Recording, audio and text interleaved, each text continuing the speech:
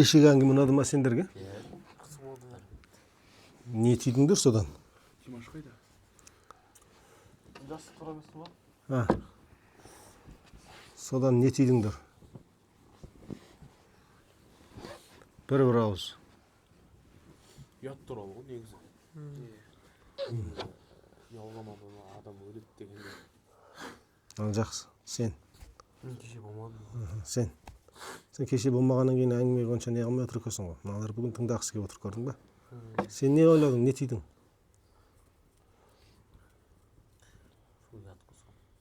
Сол негізі бар ғой, тыңдаған әңгімені өзің ойдан қайтадан қорытып, біреуге айтуға дайындасаң, сол кезде бүкіл несі қайтадан шығады. Рамазан, не ұқтың сен, не түйдің? Мен сабыр. Даже ұят туралы. Ұялған туралы. Адам ұяттан өледі деген нәрсе. Қайталамасаң да ше. По-любому бір тема ғой сол. Сабырлық туралы. Ана кісінің жаңағы үлкен кісінің сабырлығы туралы. Жай тонкий намектаған туралы айтпайды. Сен ше? Мектепте екіге қойтын балалар ұқсамаса енді. Екіге қойтын балалар ұқсайды. Сол сабырлық туралы. Нөлге балаға Сол не туралы ғой? Сабырлық. Алдамау, сабырлық сол. Ойлап Ұят туралы. Ойлап Шындықты айтуға. Ойлап істеу. Шындықты айту. Сен? Ұялған адамды одан әрі ұялту. Дәу тұрған. Дұрыс. Омар. Дұрыс.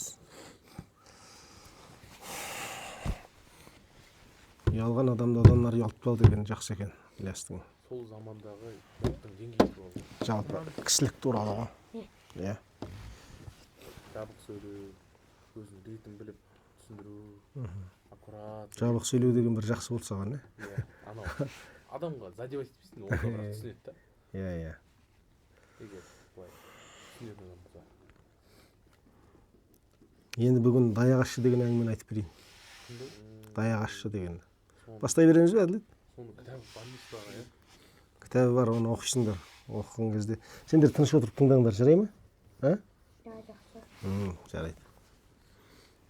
Енді сендер мына жерде жылқы бар, атты жақсы көресіңдер ғой, Иә. Бәрің жақсы көресіңдер ғой атты. Мен атты ерекше жақсы көретін бір адам туралы айтып берейін. Атты ерекше жақсы көреді.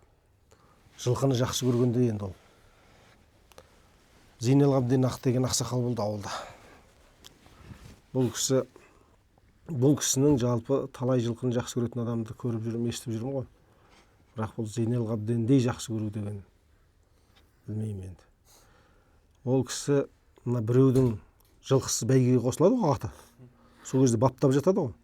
Баптаған кезде соның қасында жүреді. Бір балалар ертең атқа шабасың ғой сен мысалы. Рамазан ертең атқа шабады деп мынау қозы қайырып жұмыс істеп жүрсе, ей, сен ұйықта. Сен ертең атқа шабасың. Сенің орныңа мен қозыңды қайырайын деп үлкен кісі мынаны демалтып қойып өзі кетеді. Ол өзінің де аты емес, біреудің аты. Сол ауылда Кертөбел деген жүйрік болды. Сол Кертөбел андай бір неге барып демалады өзі. Бәйгеге өзі баптайды, өзін-өзі баптайды. Бәйге болатынын қалай жібереді, бос жібере ма, 10 шақты күн жаңағындай бір кішкене бабын жасап, енді ары қарай сен өзің дайындал дегенде иесі жібереді да анау. Анау өзі барып судың тұнығын ішіп, күнге қыздырынып, демалып, ұйықтап, сөйтіп жаңағы әбден өзін баптайды. Сонда Кертөбел мынандай бір аралда жаңағындай ұйықтап жатса, Зейнел Ғабден сол неге мал кіргізбей алдын қорып жүреді ғой. Кертөбел ұйықтап жатыр, ұйқысын бұзбаңдар оны. Мал кіргізбеңдер деп соны аңдып жүреді. Содан сол кісінің бір оқиғасы бар, ел күліп жүреді сол оқиғаға. Сонда біткен ғой. Бір кісі қайтыс болғанда, соған елдер көңіл айтып барған. Бірақ бір барамай қалған кісілер бар екен, Зейнел Ғабден де барамай қалған ғой. Соң біраз адамды ертіп алып, сол кісіні алдыға салып, енді ер адам, үлкен адам деп бастап барған ғой. Сөйтіп аналар кірген кезде енді жоқтау айтып жылайды ғой. Осындай деп. Содан жоқтау айтып жылаған кезде енді жоқтау айтқанға тоқтау айту керек қой. Тоқтау айту керек, енді сабыр етіңдер, анау мынау деп айтады ғой. сөйтіп аналар жылап жатыр. Ана кісі өзі жуастау адам. Бір кезде не қылып қалған ғой жаңағындай. Тосылып қалған ғой. Ана кісі айтады, бірдеңе айт. Ана кісілерге тоқтау айт десе, ана кісі отырып айтады дейді. Ай енді жыламаңдар енді. Өмір деген осы ғой. Адамды қойып не бір аттарды өліп қалады ғой деп айтады дейді. Сөйтіп адамды қойып не бір аттарды өліп қалады ғой деген кезде ана жерде Құран оқиын деп отырған имам күліп жіберіпті. Ана жақта жоқтау айтып отырған әйелдер күліпті. Енді адам ғой, ат қой енді. Бірақ ана кісінің көңілінде ат деген ондай керемет сондай жоғарыда. Енді адамнан жоғары болса ол өзінің былай қысылған кезде бір сасқан кезде айтып қалған сөзі ғой, соны елдің бәрі айтып күледі соған. Содан не керек? Бұл Зейнел Ғабденнің оқиғасы осымен тұра тұрсын. Андай бір біздің ауылда бір Неғмет деген көршіміз 50-ге келгенде ұлды болды да бір керемет той жасаймын деді. Керемет той жасағанда не жасайды ол? Ат шаптырады, көкпар тартқызады. Баяғы сол елдің жасайтынын жасайды ғой енді. Содан кейін бұны қалай ерекше жасаймыз? Сосын ақылдаса кеп, енді мына бір тойда ерекше болсын деп сендер де тойда ақылдасасыңдар ғой. Елде жоқ бір нәрсе жасамаймыз ба? Ол былай болса қызық болады деген секілді. Содан ақылдаса кеп, мына Кертөбел деген біздің жаңа аудандағы жүйрік бар ғой. Ол Кертөбел бәйгеге қосылғаннан бері алдына қылқұйрық түспеген ғой. Жылқы түспеген, жылқы оздырмаған алдына. Бірінші келеді, барса болды, бірінші келеді. Кейбір шаппай бәйге деген бар, кейбір бәйгеге Кертөбел келген кезде басқа адамдар айтады, ей, бұның терін обал қылмай қояқ, терін шығарып обалына қамай қояқ. Бірінші ғой бұл. Екінші аттан бастап есептей берек деп Кертөбелге шаптырмай-ақ бәйге береді. Шаппай бәйге деген осындай нәрсе ол. Сөйтіп береді. Даусыз жүйрік қой. Сол біздің ауданда сондай Кертөбел деген жүйрік бар. Тағы бір ауданда Түйеқоңыр деген бір жүйрік бар. Ол да тай күнінде Құнан бәйгеге қосылып, тай күнінде бірінші келгенде бірінші бәйгесіне түйе алған екен. Содан бері Түйеқоңыр атанған екен. Сол Түйеқоңыр атанғаннан бері қарай оның да алдына жылқы түспеген екен. Тек бәйгеге барады, Түйеқоңыр алады. Бәйгеге қатысады, Түйеқоңыр алады. Содан кейін ақылдасып ауылдың шалдар айтыпты, Түйеқоңырды осы бәйгеге шақырайық. Кертөбел мен Түйеқоңыр әлі екеуі бір бәйгеге шауып көрмеген екен. Өйткені ол кезде жер алыс, машинамен аттар тиеп апара салмайды. Жетелеп, ара қонып, сөйтіп отырып бәйгеге келеді. Содан кейін онда хабар берейік деп, телефон жоқ, бір адамды жіберіп, ол 2 күн қонып жолда. Сөйтіп отырып барып, жаңағы Түйеқоңырдың иесін тауып, күзде осындай бізде үлкен бәйге болады, соған Түйеқоңыр келсін. Кертөбел шабады депті. Кертөбелдің атағын олар да біледі. Содан кейін жарайды депті ол. Сосын жаз бойы жайлаудағы біздің елде ой күзде Түйеқоңыр менен Кертөбелдің бәйгесі болады. Бәйгесі болады деп жаңағындай әңгіме деген гүгу болады. Қайсысы жазады екен, қайсысы келеді екен деп. Қызықтайды. Содан кейін күзге таман ел былай түскен кезде сол Кертөбелдің бәйгесін көреміз деп малдарын жаңа күзеулікке тастақ қойып, қыстаулықтар шабады ғой. Соған елдер бір күн бұрын келіп алған ғой. Қара құрым халық жан-жақтан ертең бәйге көреміз деп жиналып алған. Содан біздің үйде жаңағы кісілер ақылдасады. Жаңағы ат баптайтын кісілер бар. Кертөбелдің бабы қандай? Анау енді көрмеген оны ешкім Түйеқоңырды. Ол қалай болады? Оза ма, озбай ма? Кертөбел енді өмір алдына жылқы салып көрмеген Түйеқоңырдан қалып қалса, онда сағысынады енді. Онда сұмдық бір ыңғайсыз болатын жағдай болып тұр ғой енді. Сөйтіп, не керек? Остып кешке жақын жиналып отырғанда келді деді. Елдің бәрі далаға атып шықты, жаңағы кісі Түйеқоңырды алып кетті. Түйеқоңырда кежім деп дейді ғой, мына көзі ғана көрінеді, тұяғы ғана көрінеді, құлағы көрінеді, барлығын жаңағы кежімменен, кестелі кежіммен жауып тастапты. Біз баламыз жүгіріп бізде шықтық. Сендердей баламыз ғой. Ол өзіңіздің болған оқиға. Жүгіріп далаға шықтық, шынымен бір басқа жылқыларға ұқсамайтын тұрқы ұзын, былай сусылдаған сондай балық секілді. Елдің бәрі сол түйеқоңырды көреміз деп жүгіріп бірақ жиналды жаңағының қасына. Сол кезде ана иесі ренжіді, мал көрмеппедіңдер, көз болады, тіл болады деп қораға кіргізіп кетті. Соны үйге қайта кірген кезде жаңағы Нәбидің кертөбелі соның ұлы бар, ол не? Ат сыншысы. Ат сейіс дейді ғой. Соған бәрі қарады, көрдің ғой ал қалай деп. Сол кезде айтты, ай енді жүйріктің жүйрік екен деді. Екеуде ма? Түйеқоңыр. Мен мына 2 күндік жолды есептеп едім, ол ана 2 күндік жолды бабына сіңдіріп жіберіпті дейді. Жылқының. 2 күндік жол жүретінін есептеп, сонда қалай бап күйде болатынын бәрін есептеген екен. Көзіне қарасам, тұндырған қарашайдай адамның өзінің суреті анық көрінеді екен. Енді қайсы озатынын мен нақты айта алмаймын деді. Мүмкін кертөбел, мүмкін түйеқоңыр деді. Екеуі де жүйрік. Ойбай, содан кейін бәрі керегеге сүйеніп күңіреніп кетті. Енді мынау кертөбел озу керек қалайда.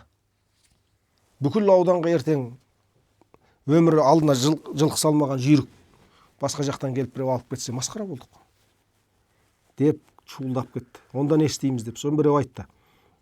Бұл мына ұзақ бәйге. Айналдырып шаптыра бермейді. Таңертең айдап жібереді. Кеште бірақ келеді. Бірақ мына бәйге төбенің алдында үлкен бір керемет жер бар, содан өтеді елдің алдына. 50-ге жоқ. Тауы бар, тасы бар, күдірі бар. Содан кейін Маралтының желкесінен кертөбел тура шапса қайтеді деді біреу. Анау иін қарынға түспей, кішкене төте жейді ғой. Төтелеп шапса қайтеді дейді. Қалып бара жатса енді. Әйтеуір жердің түзілісін біз білеміз ғой деп. Сосын әкем ағасы айтты, әй, айуандық жасап, айуанды оздырған не абырой дейсің? Өзінің бағынан көрсін. Кертөбел келсе кертөбел, алса шамасы келсе, әйтпесе, ол да біреудің өкілеген жүйрігі ғой деді. Сосын кейін жаңағы ат сейіс айтты. Бір амал бар деді. Мен құлын күнінен білем кертөбелді. Кертөбел айғай сүйет деді. Айқайлап қиқулаған кезде кертөбелдің мүлде жаңағы делебесі қозып, мүлде басқаша болып кетеді деді. Егер қатар кеп жатса, жаңағы Аралтөбеде Маралты деген жер бар. Маралтының қысаңында бұл үлкен жартас бар. Сол жартастың астынан өтеді аттар. Бәйгеге жақындағанда. Содан кейін 5-6 шақырымдай тура жиналған елдің алдынан өтеді жазықтан. Сол қысаңнан дейді, жартастың үстінде біздің жігіттер 10 шақты жігіт тұрсын дейді. Егер түйеқоңырға кертөбел жете алмай келе жатса, қатар келе жатса, сол жерде айғайласын деді. Ұрандап сол жерде айғайласа, кертөбел екені рас болса, сол жерде озады деді. Басқа амал жоқ деді. Сонымен не керек? Гүгу әңгіме болды. Таң ертең күн мына таудың жартасынан қылтиып асып келе жатқан кезде ат шығар деп бүкіл неден атты жинап жатыр. Атты бәйгеге апарып жатыр. Жіберіп жатыр айдауға. Ол екеуінен де басқа аттар бар, 100 ат бар. 100 ат. Оларды есептеп тұрған жоқ қой, ең жүйрік екеуі. Содан кейін жаңағы балаларының несіне қалтасына құрт, кесек, ет салып беріп, әжелер жүгіріп жүр. Жаңағы жүйріктердің кекілін түйген, құйрық жалын өрген, ұсылдап қалың жүйрік әшейін. Бірінен кейін бірі. Абдулланың аты, Мұхаммедтің аты, Абылайдың аты, Рамазанның аты, Ілиястың аты деп жаңағындай кіргізіп жатыр. Содан кейін бір кезде түйеқоңыр шықты. Зып беріп жаңағындай бірден топтың ішіне кіріп кетті. Сусылдаған жаңағындай бір балық секілді керемет басқаша жылқы. Мойын тұрқызын. Ой, түйеқоңыр кірді деді, әлі өдеріп кірді. Сосын кейін мына жақтан кертөбелді шығарды. Анау түйеқоңырдың несіне көк шыт байлады басына, баланың шыт байлайды, анау алыстан келатқанда қандай екені көрініп отырады. Шыт дейсіз. Мына басына шыт тағады баланы. Иә. Мынандай не Иә. Содан кейін жаңағы кертөбелге қызыл шыт байлады баласына. Сосын балалар жакейлерге. балалар енді кертөбел деген мына қазақта бір сөз бар, жүйрік бойын жасырады дейтін. Жүйрік былай қиқы-жиқы болып тұрады, кей кезде сүлес апа жүреді, бірақ бәйгеге шапқанда кетеді. Ал кертөбел олай емес, кертөбел жарқылдаған топты жаңағы нені көрсе ойнақшап бүйтіп бүкіл сұлулығын көрсетіп, жарқ-жұрқ етіп, мақтанып, не бір нәрсені жасайды. Сөйтіп кертөбел шықты. Ал деп шалдар батасын берді, кетті. Мына жақта той болады, ет асылады, палуан салынады деген секілді. Сосын бәйге төбеге қарай түсті ел жиналды. Айтысы бар, палуаны бар сол жақта. Қойшыбай деген кісі бар, той басқарады. Той басқарғанда атпен жүріп басқарады. Елді бір ақырғанда Қойшыбай қойдай қайрат былай қарай, қоғадай жапырады кәдімгідей. Ол кей кезде мына балашаға атының астында, бұтының астында кетіп қарамайды оған ол. Сондай басқармаса ол ертең елдің алды бәйгеге бірақ жүгірмей ме? Қазіргі уақытта 30-40 полиция істейтін шаруаның жалғыз өзі. Бір ақырса болды, бірақ жинады. Өйткені ол аямайды ешкімді. Айтып отырмын ғой, балашаға атының бауырынан өтіп қашады. Қарамайды. Сөйтіп тойды басқарып жатыр. Елдің назары бәйге жаңағы палуанға да онша ауған жоқ, басқа тойдағыдай. Айтысқа да онша қараған жоқ, ән айтылып жатыр. Би-биленіп жатыр, оның бәріне қараған жоқ онша. Атты күтіп отыр. Кешке тамам болғанда енді ел жиналды. Бірең жаңағы Маралтының жазығы дегенің адамға толып қалды. Содан кейін бәрі кезде ат келе жатыр деді. Шаң көрінеді ана жақтан. Шаң көтеріледі. Ат келе жатыр. Елдің бәрі дүр етіп, жаңағы ұшқан қарғадай дүр етіп орнынан тұрды. Қойшыбай бір ақырып тоқтатып бастады жаңағының барлығын. Содан кейін жаңағы Маралтының қысаңынан бір ат шықты ғой. Бір ат секілді. Ойбай, мынау қайсы деп тұрғанда былай жанасалағанда екі ат екен. Жанасалап былай көрінгенде екі ат екен. Бір ат секілді болып кеткен. Сосын біреу қызылшыт, біреу көкшіт, түйеқоңыр мен кертөбел екен. Сол тар қысаңнан кішкене өте берген кезде қызылшыт кішкене арқан бойы, шылбыр бойы сөйтіп оза берді. Қызылшыт кертөбелдікі. Содан кейін енді мына елдің алдынан тура жаңағындай бір айналдырып шапқан аттай болып тартылады ана жазықтан. 6 шақырым. Сондағы кертөбелдің шабысы, былайша айтқанда мына кейде бір бала күнінен көрген бір көріністер көз алдында картина секілді қалады ғой. Сонда мына бұрынғы жырларда бар. Аш күзендей бүгіліп, жолбарыстай жүгініп дейді ғой. Аш күзен бүйтіп шапқа жүгіргенде бүгіліп, сосын жазылады ғой. Сонда кертөбел бүгілген кезде мына артқы аяғы бар ғой, мына екі артқы аяғы. Басты былай созып шапқан кезде мынаны сағақ дейді. Екі артқы аяғы сағағын соғады. Бүктелгенде. Жазылған кезде мына құйрығы жерсіз салынған. Жаңа судың бетінде қалықтап жатқан құйрық секілді. Солай бүктетіліп жазылып. Сосын даяғашшы дейді, ана келген аттарды ұстап тұратын. Бірінші атқа сен даяғашшы болсаң, сен ұстап әкетесің. Екінші атқа кім даяғашшы болса, ол ұстап әкетеді. Сөйтіп таң атпен тұрған адамға жеткізбей өтіп кетті бүкіл елдің алдынан. Кертөбел. Елдің бәрі шулап, сосын кейін барып кертөбел ұстап, балалардың үстіндегі баланы алып, ол бір әлем чемпионы болып келген кезде бүкіл төрге тұрғызып қойып әңгімені айтқызады оған. Қалай болды, қалай шаптыңдар деп. Сонда айтады, мынау кертөбел басында жайырақ шабады екен де, алдыңғы аттарды бірден басып озып отырады екен. Озып отырғанда мына атпен жанасады ғой. Жанасқан кезде ол жанасып ұзақ шаппайды екен де, келеді екен де, жай келеді екен де, құлағын жымырып жіберіп, зу етіп өте шығады екен. Үйтсе, мынау қатарласып шапса, кім біледі, аттың өзі намыс көре ме бір атпен қатарласып шапқанда. Әлде мына қатарласып шапқанда шаршатып жібереді. Екі адамның жарысып жүгіргеннің өзінде қатарласып жүгірсе, қатты жүгіріп шаршап қаласың да, оздырып жіберіп, одан кейін сәл былай шапқан кезде дұрыс болады. Кертөбелдің өзінің тәсілі сол, ол қалай екенін білмейді. Содан кейін шауып келе жатқан алдындағы аттарды тастап, озып келе жатқан бір жағында жер ортасына жақындағанда дейді, түйеқоңыр келе жатыр екен ең алдында. Кертөбел ақырын келеді де жанасып, құлағын жымырып, өте шықпақшы болады ғой. Өте шықса өте алмайды. Қайттан бірдей келеді. Құлағын жымырады, қайта жібереді. Өте алмайды бана. Түйеқоңырың зырлап, заулап келе жатыр. Оқ секілді. Содан кейін ана бала үстінен аттың тізгінін тартайын десе, бұл өмір жылқыдан қалып көрмеген жылқы ғой, енді жүйрік қой. Сағысынып қалады ғой деп. Не болсаң о бол, бірге шапқан ғой. Сонда 25 шақырымдай екеуі қатар шапқан ғой. Бірін-бірі таласып, біріне бірі бермей. Сөйтіп келе жатқан кезде, жаңа Маралтының қысаңына келеді ғой, жартастың түбіне келген кезде, айқайлап ұрандаған ғой адамдар. Айқайлап ұрандағанда дейді, ана үстіндегі бала айтады, Кертөбелдің дейді, белі түсіп кеткендей болды дейді бір. Кәдімгі сыпырылып түсіп бара жатқандай бір күй көштім дейді, шоқтығынан бүйтіп ұстап қалдым.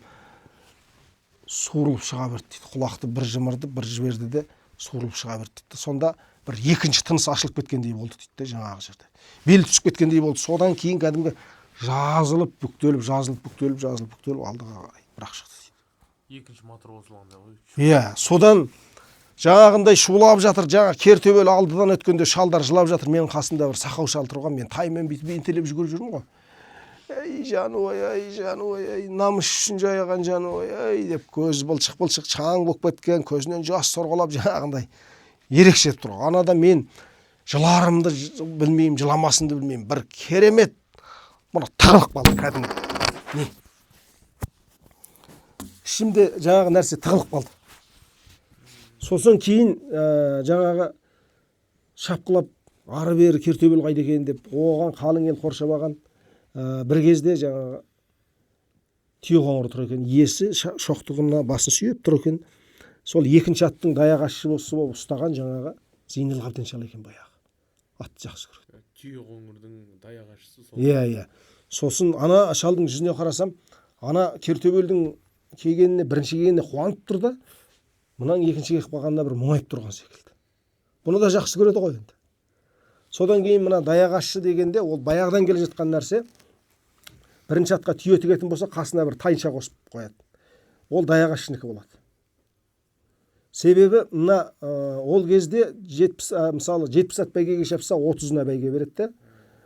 Сосын кейін 30-на 30 даяқ ашшы қойып қояды. Ол ауылдың қадірлі ақсақалдары, бір көңілі мұңайып, бір жақыны қайтыс болып, сөйтіп жүрген адамы, бір кішкене ел ішінде қадірі болса да қабырғасы жұқалау, сондай арыз. Ананың бәрі соны сылтау қылады ана жерде, сол бүкіл елдің алдында беретін нәрсені соған құрмет қылып береді. Ол да бір жабық не ғой. Иә. Ол мені даяқ ашшы сайладыңдар, рахмет деп. Мына даяқ ашшыны сайлағанда осы жолы кімді қояйық? Анау бәленбайдың бәйгесінде бірінші ат ұстады. Мынаны қояйық осы жолы. Мынау ананың құдасы екен.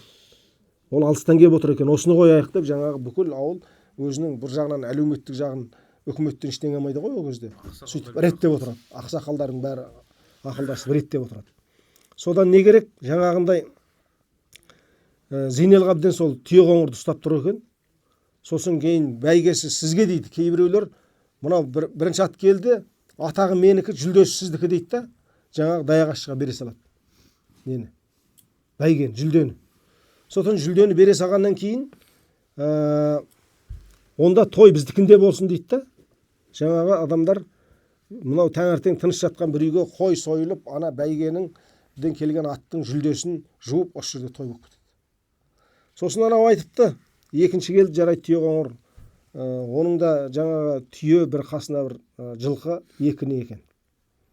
Бір жылқы бір түйе екен. Сосын кейін осыны жүлдемді сізге қалдырдым, мен қайтам деген ғой ана кісі. Енді оның да айты екінші болып қалды ғой, өмірінде екінші болып көрмеген. Содан ойбай сен қайтпайсың деп жаңа Зейнел Қабден бәрін ұйымдастырып ауылдың ақсақалдары шалын айтып, бүгін Кертөбелдің бәйгесін тойламаймыз. Бүгін ана алыстан келген қонақтың бәйгесін тойлаймыз. Кертөбелден қалғанмен Басқаттан қалған жоқ ол. Бірінші болып келді ол Басқаттың несінде. Деп сол үйге жиналып отырғанда, бәрі отырған кезде айтқан екен: мен мына Түйеқоңырдың атағын баяғыдан естіп келе жатырмын. Осыны бір көре алмай дүниеден өтіп кетем бе деп уайымдап жүрушем. Өзі келді. Сол Түйеқоңырдың мына біздің ауылдың топырағын басқанның құрметіне менің өзім білесіңдер, жалғыз атаным бар. Аты да Түйеқоңыр ғой, сол түйемді жетелетіп жіберем. Өзінің алған жүлдесін де түйесімен қосып, ауылына апарсын, атын қосып жетелеп. Түйеқоңырдың бәйгесі деп дейді ғой. Сөйтіп жаңағы жерде барлығы Кертөбелдің иесінен бастап сол үйде болып, таң атқанша сол кісіні күтіп, жаңағындай сыйлығын беріп, ертеңінде ауылын аттандырып жіберді. Мінекей, Даяқашы деген әңгімеміз осы. Бұның енді кішкентай бұрма оқиғасы көп әрине. Оның барлығын тарқатып айтсаң сәл ұзаққа кетіп қалады. Бірақ қысқашалап айтқанда осындай. Мен бұл әңгіме неге ойыма түсті? Баяғыда бір боксшы болды. Қанат Исламмен бокс тастады. Сонда анау жеңіліп қалды. Сол жеңілгеннің біреулер суретін таптап мә саған деп жүр. Кім жеңіліп қалды? Қанат Ислам ба? Қанат жеңді де анау жеңіліп қалды Алматы аренде. Сонда ол жеңілгеннің өзінің көңілін қалай көтеріп жіберудің тәсілі қандай? Жаңағы ақсақалдар соны жасаған. Өзінің жалғыз түйесін жаңаған беріп жіберген ғой. Қысқасы осылай. Оны ары қарай өздерің тағы да тарқатып түйе жатасыңдар. Сұрақтарың болса қоясыңдар. Сұрақтарың бүгін болмаса ертең ойларыңды оянса оны қоясыңдар деген секілді. Анау Жылқыны осылай жақсы көреді екен. түйе қалай еді? Түйеқоңыр. Түйеқоңыр дегенше, соның қарсыласының аты кім еді? Кертөбел. Оның тұсы қандай болған? Кертөбелдің. Кертөбел деген құлаға жақын, кері деген мына тақтай секілді түсі. Төбелі мына әппақ қой. Төбел мына жерде болады. Оны қасқа деп те. Қасқасы толықтай, маңдайы толықтай ақ болса ол қасқа болады.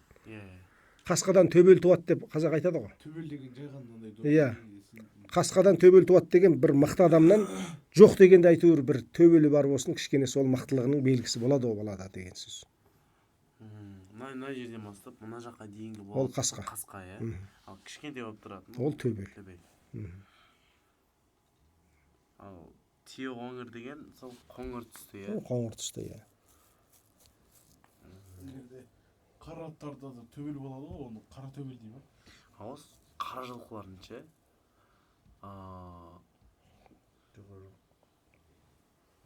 Қара қасқа бола ма осы? Боламаған да. Марғабылдың қара қасқаты деген ат бар ғой, әйгілі. Марғабылдың қара қасқаты. Аяққа қара ала ше сондай. Басында қасқасы қара ше мысалға. Басында қасқасы жоқ. Басында қасқасы қара болмайды. Басқа жер ақ, ана жер қара болмайды. Қасқа қара болмайды. Тек қана ақ болады. Неше төбел ше? Төбел ақ. Қара болмайды олар. Қара қасқа деген ше. Сол жігіттер. Осындай бір жылқыға байланысты, малға байланысты. Бұл оқиғалы әңгімелер. Оқиғасыз кішкене оқиға қыстырып түсіндірмелі әңгімелер болады. Ол өз алдына. Содан кейін мына әңгіме айту мен әңгіме тыңдаудың әдебі болады. Бұрын ақсақалдар өстіп әңгіме айтып отырады ғой. Соны мынау қасындағы біреу біледі. Одан да жақсы білсе, сол жеріне келгенде соған береді. Болмаса есіктен біреу көріп амандасады ғой. Бәрімен амандаспайды, әңгімені білмейді, ана жерге отырады. Болмаса жаңағы сенің сұрағың болады ғой, міне сен соңынан қойып отырсың. Кейбіреулер сонда айтады ғой. Ай сол төбел деген сонда қандай енді деген секілді. Немесе өткенде сен айтып отырған андай ол қайсы кімнің жирен аты деп сұрау мүмкін да. Бірақ әңгіме айтып отырған адам оған бұрылып қарайды, болды, әңгімесін үзбейді, айта береді. Жауап бермейді оған. Мына әңгіме болады ғой міне. Әңгіме аяқтады, содан кейін барып, жаңағы Рамазан сенің сұрап отқан жирен атың ол ана Мұхаммедтің жирен аты ғой деп әңгіменің аяғында жауап береді оған. Көрдіңіз бе? Мына жалпы әңгіме кеше де айттым мен, тыңдаушы ықыласты болса сөйлеуші шешен болады деп. Мына әңгіме айтып отырған кезде қазіргі уақытта мына телефон дегені бар, анау үзіп кету деген әңгіме айтудың көңілін мүлдем алаңдатып жібереді да. Әңгіме үзіліп қалады негізі. әйтеуір көп айтылып жүрген әңгіме болсын жалғанып кетеді. Бірақ әңгіме бәрібір өзінің бір ағысынан, темпераментінен өзінің бәрін жоғалтып алады. Қазіргі уақытта осындай әңгіме айту жоқ, өйткені бізге арақ келді ғой. Арақ келген кезде мынаны алып қою үшін әркім сөйлету деген содан шыққанда. Мына жерде отырып бір адам ақсақал емес, мына жерде отырған 40 адам сөйлейді, тосты айтады. Не керек ол, бәрі бір сөз айтады. Мына жерде отырған 2 адам, 3 адам тыңдаңдар, болды. Ол өнегөлі, ол 2-3 адам осы сіздер айтасыздар деген ол маңызын сығып бір керемет несін айтады да. Сонда ол болады. Қазір әңгімені бастайды, неден басталғаны белгісіз. Қазір бүйтіп спортшы біреуді айтып отырсың, қазір жылқы туралы айтып отырсың, қазір бір әнші туралы айтып отырсың, қазір бір басқа бір ажырасқан бір қыздар. Ал сол әңгіменің аяғынан өрдей жүрсең шытырман, ешқандай жол таппайсың. Сондықтан біздің де мына әңгімені тыңдау неміз азайып кеткен. Шыдамаймыз 15 минутқа. Иә. Бір жарты сағат болып қалды бұл да, Әділет. Мен бұл әңгімені сәл-сәл қысқартып айттым. Иә. Көріп тұр ғой аны. Қысқартқан кейбір баптаған туралы білетпеңіз, баптаған туралы. Соны қошемін. Мына жерде бірдеңесі түсіп кетті ғой, қолды сермеп отырған кезде. Саны ауыз жылқы баптап көріп пе едіңіз? Жоқ, мен баптаған жоқ, мен әкем баптайды жылқы.